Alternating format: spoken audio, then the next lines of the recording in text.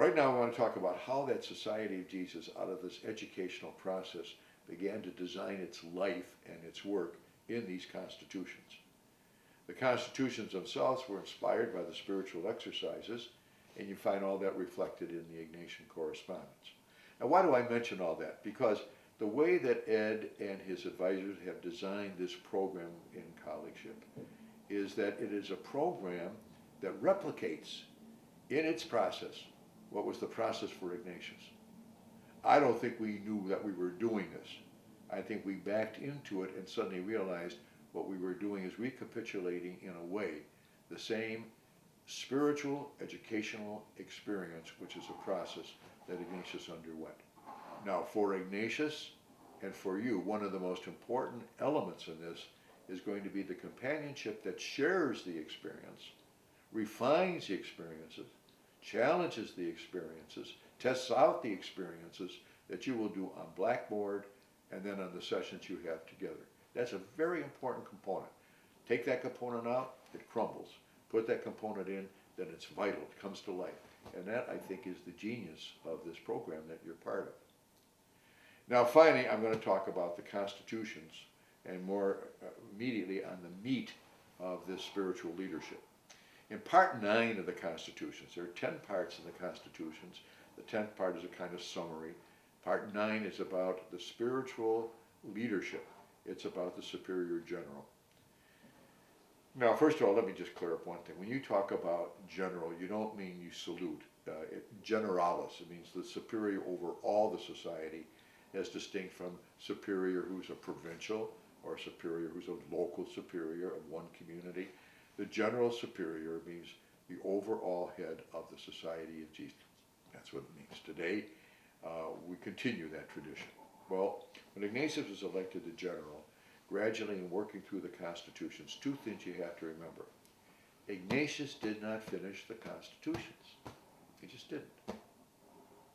He left them unfinished. They had to be finished after him, and they were confirmed by the first general congregation, which was held after his death, and had as its general James Lainez. Now, why didn't Ignatius finish it? Well, we guess at the reason, but one very plausible reason is that he put his emphasis as a general superior on the way the society was becoming the society. What was happening in Ethiopia, in Japan, China, India, as this new order was spreading itself? What were people sending back to the central office in Rome and saying their experience of being a Jesuit was this? The kinds of difficulties they were meeting were these. The apostolates that were emerging. It was a vital organization that was finding its identities Ignatius had by continuing to be on pilgrimage of discovery. So there's always going to be something in the Society of Jesus and anybody who's part of the works of the Society of Jesus that's going to be healthily by the seat of our pants. You know, you're finding out what it is. You're discovering what it is. You're finding God in all things, not simply a cookie cutter approach, but much more creative. You're becoming a spiritual chef, not just a hash house man or woman. Okay, you got the idea. Now, when Ignatius writes about the general, he has a very lengthy section that gives almost an exhaustive list of qualities. They're not unusual to the society or unique to the Society of Jesus. You find them in almost every quality in the late Renaissance, Reformation, that people want to list that what a person should be.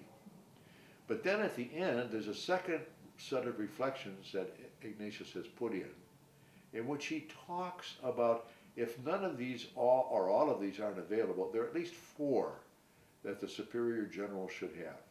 And these 4 qualities are, first, he should be a man who loves the Society of Jesus.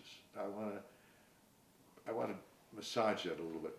Love doesn't mean in the abstract. It means you love the reality that you have to live with, its weakness as well as its strengths, its slow as well as its fast runners, its old as well as its young, it's very bright as well as its plodding. You love the reality. You love the reality. You don't love your school when you only love the stars. You have to love the strugglers, the lazy, the recalcitrant, the kids that are always in trouble, they are part of the culture that has to be helped. And the more they cry out for help, the more the realization of this being an Ignatian school, meaning Ignatian leadership, comes to the fore. That's just the truth. So that's the first thing, loving the society. The second thing is what Ignatius would call goodness. And the goodness is a goodness. The Spanish is bondad, a goodness. Now what does that goodness mean? Ignatius said, I don't know. It's going to be different for different people. For one person's goodness, it can be really being prominent in civil society, choosing to be a Jesuit, despite all the possibilities you have of another way of life, and people respecting the fact that your choice is dramatically what? An example of the work of grace, of the call of God, of somebody giving up a very good life for what he thinks is a better life. The he is because we're all, it's a Jesuit thing, man thing. That goodness is important because it means an administrator has to discover not only that he loves or she loves the institution, but she also loves what is her or his particular purchase on what they can bring to that institution. So frequently enough, an administrator will have an expertise in English literature, science, philosophy, theology, whatever it might be, and that's in a sense the key that opens up their particular goodness, their quality of their life that makes them a person people trust or want to talk to or value their opinion. So that's another quality you're going to have to massage in your discussions, but it's the second quality. Not only loving the institution, as Ignatius loved the society and said that should be true of the general, but this goodness, a particular purchase on how you find God coming into your life. The third is good judgment. That will come up again and again as one of the qualities of leadership in the Society of Jesus. Good judgment doesn't mean being crafty. It doesn't mean being politically savvy. It doesn't mean living with the kind of compromise where no one is disturbed. Good judgment might be prophetic. It might mean disturbing people. That at this particular moment, people have to hear bad news. As I'm recording this talk to you, our nation is in an economic crisis. We're not getting good news, nor should somebody give us a placebo by saying, don't worry about it, it'll be all right. It won't be all right. There's a crisis. There's a challenge. And good judgment requires us to be prophetically aware that people have to be called to meet the challenge, not avoid the challenge. Okay, so good judgment, you have to shake it free from complacency or from being somehow away from passion or drive. Passion, drive, excitement, creativity are part of good judgment.